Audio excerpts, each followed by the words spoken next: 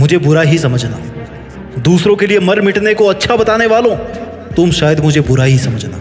मुझे बुरा ही समझना ए इंसानों, क्योंकि अब मैंने दूसरों से ज़्यादा खुद की ज़िंदगी पर ध्यान देना शुरू कर दिया है। और मुझे इसलिए भी बुरा समझना क्योंकि मैंने अब आपको समय ना देकर खुद के सपनों को समय देना शुरू कर दिया है। अच्छाई के दामन में रहने वालों, मुझे बुरा ही समझना, क्योंकि अब मैं निकल पड़ा हूँ अपनी औकात बनाने। अगर मैं अपने सपनों के लिए, अपनी औकात बनाने के लिए मेहनत करने की वजह से आपसे दूर हो जाऊं, तो चाहो तो मुझे बुरा ही समझना। मुझे भी तुम्हारी तरह एक ही जिंदगी मिली है और मुझे भी तुम्हारी तरह पूरा हक है कि खुद के लिए खुल के जिंदगी जीऊं, खुद को खुश रखूं, खुद के सपने पूरे करूं।